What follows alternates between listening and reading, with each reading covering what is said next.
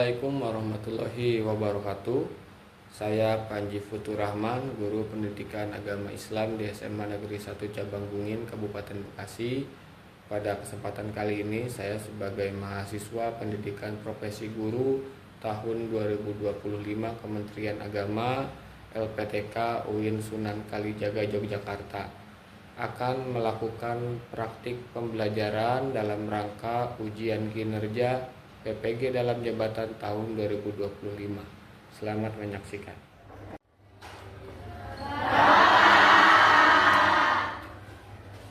Sehat pecah. Siapkan dulu. Duduk siap. Siap. Memberi salam. Assalamualaikum warahmatullahi wabarakatuh. Waalaikumsalam warahmatullahi wabarakatuh. Selamat siang. Siap. Sehat semuanya. Sebelum dimulai pembelajaran, mari sama-sama kita berdoa. Semoga Allah meridhoi apa yang kita lakukan. Semoga pembelajaran kita membawa keberkahan bagi kita, diri kita, dan keluarga kita. Berdoa di dalam hati, silakan. Selesai. Kita absen dulu. Abdul Aziz, hadir. Adia, hadir. Agus Mulki, Aldi Firansa, Nur Aini, sakit. Udah berapa hari sakitnya? Sampai 2 minggu, Pak. Oh, sakit apa sih? Udah ditengok belum? Udah lebih baik. Nurul Satira Salsabila. Minggu lalu kita bicara tentang sabar.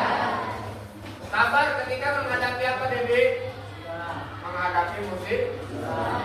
Katanya kalau orang muslim itu kalau ketika kena musibah dia bakal baca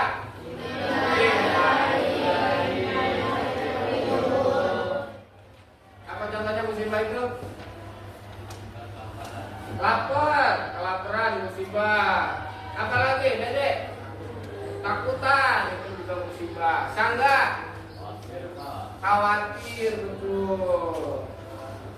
Di materi minggu kemarin, ketika kita bicara tentang musibah, ayatnya bilang begini, ialah mereka yang kalau kena musibah, mereka berkata, nah kata al-lazi itu merujuk kepada siapa? Di ayat sebelumnya merujuk kepada orang-orang yang beriman. Orang-orang yang beriman itu kalau kena musibah dia bilang innalillahi. Bukan adu, apalagi keluar kata-kata yang kasar atau kata-kata yang kotor. Nah, hari ini kita akan bicara bukan hanya tentang iman, tapi juga tentang Islam, juga tentang ihsan. Kurang lebih ceritanya hadisnya begini, Nabi Muhammad bersama sahabat selepas dia sholat berjamaah, Nabi Muhammad sedang berkumpul dengan para sahabat, duduk melingkar di selasar masjid di Nabawi. Tiba-tiba kakek-kakek datang, rambutnya bersih rapi, tapi serba putih, bajunya putih, celananya putih, sepatunya pun berwarna putih. Apa yang ditanyakan sama si kakek-kakek? Kata si kakek-kakek, ya Nabi Muhammad tolong jelaskan kepadaku mahwa iman. Pertanyaan pertamanya adalah mahwa iman. Apa itu iman? Iman adalah Keyakinan. apa? Angkat tangan dong. Iya, itu kan. Iman adalah keyakinan yang diucapkan oleh lisan dan diamalkan oleh perbuatan. Terima kasih, kita tepuk tangan dulu. Setelah Nabi Muhammad menjawab iman adalah iman kepada Allah, malaikat, kitab, rasul, yaumil akhir, dan qadar. Si kakek-kakek menjawab apa? Betul. Sahabat Nabi bingung. kakek-kakek ini siapa? Kok dia nanya sama Nabi Muhammad dan bisa jawab itu? Sahabat bingung, terutama Umar bin Khattab yang meriwayatkan hadis ini. Umar nanya, Nabi, tadi yang nanya siapa? Tadi yang nyampe itu siapa? Tadi kakek-kakek itu siapa? Kata Nabi Muhammad itu adalah Jibril. Hadis ini adalah cuplikan percakapan ketika Jibril datang kepada Nabi Muhammad dengan menyerupai dirinya sebagai sesosok manusia. Itulah yang hari ini akan kita pelajari. Kita akan pelajari apa itu iman, apa itu Islam, apa itu ihsan. Maka hari ini kita akan belajar menjelaskan pengertian iman, Islam, dan ihsan. Dan kita akan mengidentifikasi dalil ayat-ayat Al-Quran yang berbicara tentang iman, ayat-ayat Al-Quran yang berbicara tentang Islam, dan ayat-ayat Al-Quran yang berbicara tentang ihsan. Lalu mengklasifikasikan makna iman, makna Islam, makna ihsan, menganalisis keutamaan, mendemonstrasikan contoh perilaku. Jadi contoh perilaku. Contoh perilaku orang Islam apa, Dedi? Misalnya, apa yang membedakan orang Islam dengan tidak Islam? Wah, mantap, Dedi. Tangan buat Dedi.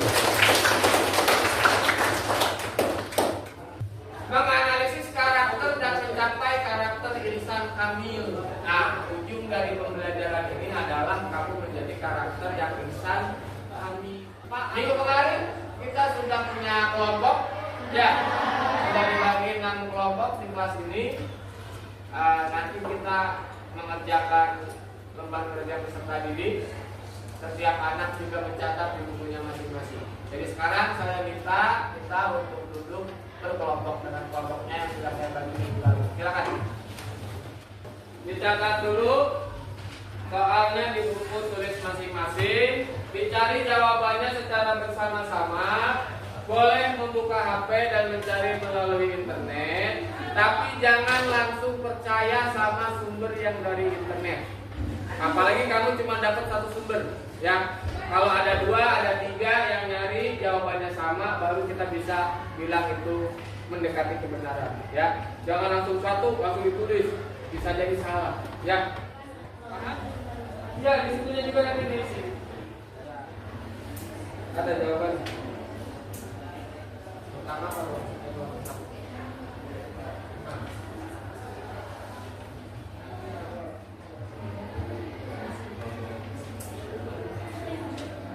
tasyahud, tahiyat,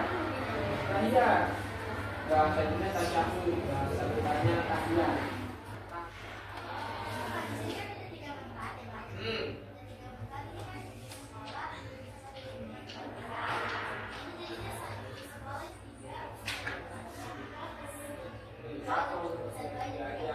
Di sekolah ya,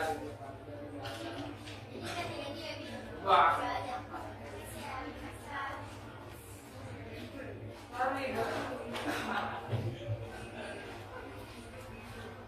Ada semua ikan.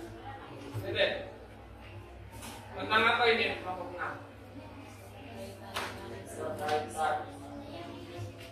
Kamu belum mulai jawab? Belum mulai, Bang? Apa? Ini kan pertanyaan dari kelompok kami itu, kalau sudah kasih contoh. Ya. Nah, di sini misalnya korupsi atau bullying. Kalau kelompok kita mau pakai Salah kayak satu. contoh yang lain, boleh nggak? Kayak antara korupsi dan bullying itu kita nggak pakai, tapi pakai yang lain atau kita tambahin yang lain, boleh nggak? Kalau ditambahin boleh. Ya, tapi korupsi atau judi online-nya harus ada. Oh iya. Terima kasih, Pak. Ya. Kita mulai dari kelompok 1. Silakan. Siapa yang berbicara?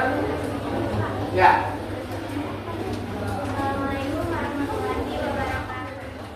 Yang terakhir, kita ada satu rangkuman dari manfaat iman bagi diri kita sendiri.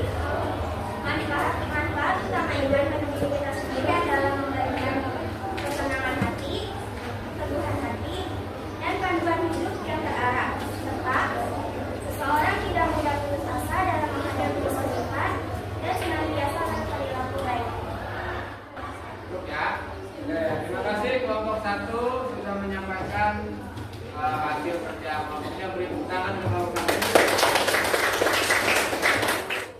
lanjut ke kelompok 2. Silakan.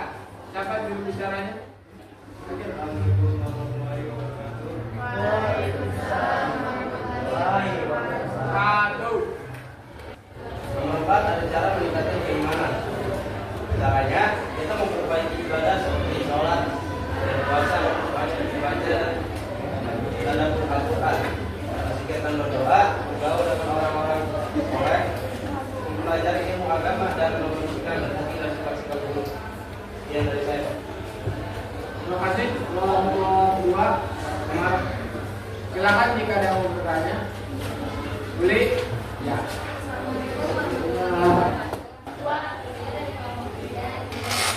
Gimana sih cara kita membuktikan iman kepada Allah dalam kehidupan sehari-hari?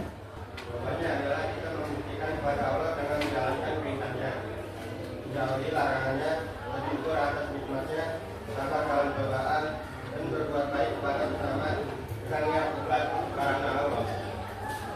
Ya, terima kasih. Saya kira buat kelompok 2 cukup jelas ya. Materinya sangat baik. Pertanyaannya juga sudah dijawab sama Aldi dari kelompok 2. Kita beri tepuk tangan untuk kelompok 2.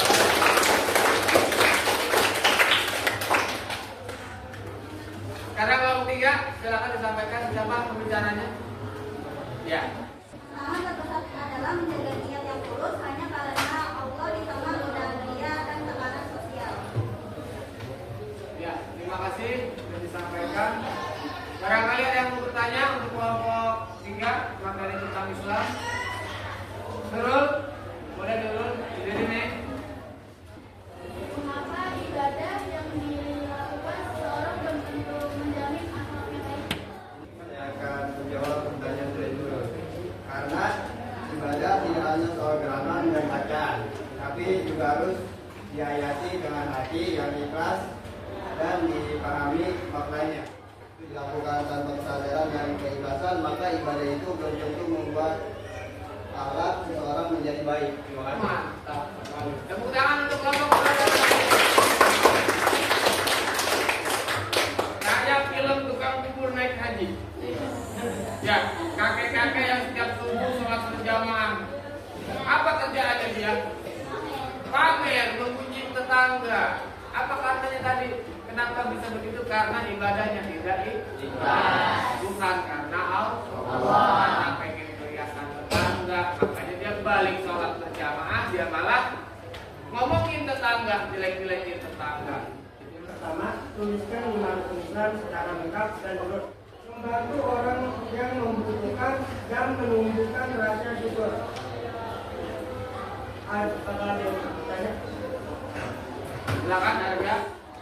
Puasa wajib di bulan Ramadan itu adalah puasa apa? Terima kasih kelompok 3, 4. Tepuk tangan untuk kelompok 4. Kita lanjut ke kelompok 5. Assalamualaikum warahmatullahi wabarakatuh. Keikhlasan seolah-olah selalu diawasi oleh Allah dan selalu kita harus selalu berbuat jujur. Terima kasih. Terima kasih. Ada yang mau bertanya? Gimana sih konsep merasa dapat melihat oleh Allah dapat memotivasi seseorang untuk berbuat baik? Merasa dilihat Allah membuat proses selalu sadar bahwa setiap perbuatannya diawasi oleh Allah. Kesadaran ini membutuhkan rasa takut untuk berbuat dosa dan dorongan kuat untuk berbuat baik dengan ikhlas. Dengan merasa selalu diawasi, seseorang akan berusaha jujur, amanah, dan berbuat yang terbaik meskipun tidak ada orang lain yang melihatkannya.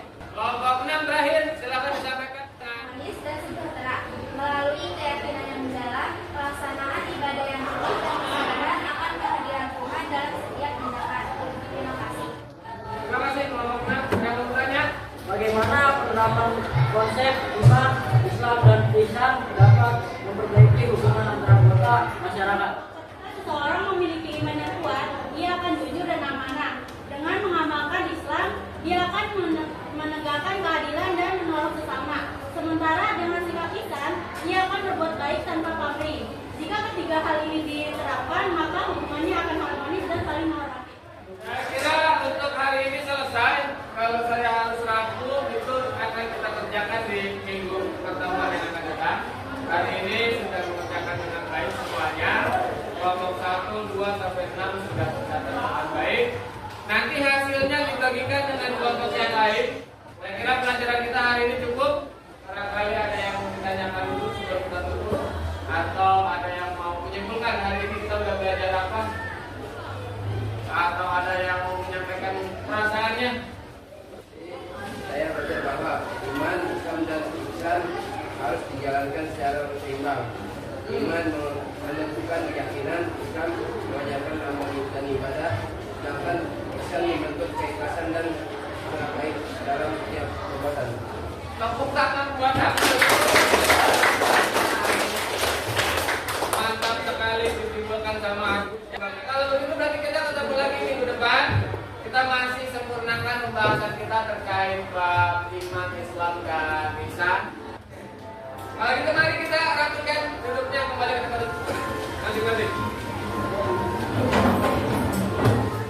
Baik, terima kasih. Kita sudah pelajari tadi bab iman, Islam dan ihsan. Tadi kelompok mana yang bilang iman itu fondasinya, Islam itu bangunannya, ihsan itu tampilannya yang membuat kita menjadi lebih indah. Semoga kita semua bisa menjadi pribadi yang ihsan kamil. Mari kita sama-sama berdoa untuk keselamatan kita sampai semua dengan aman, selamat dan untuk itu mari kita berdoa menurut kepercayaan masing-masing.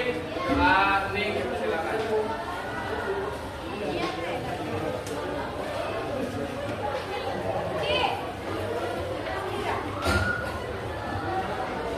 Selesai. Kita ketemu minggu depan. Assalamualaikum warahmatullahi wabarakatuh.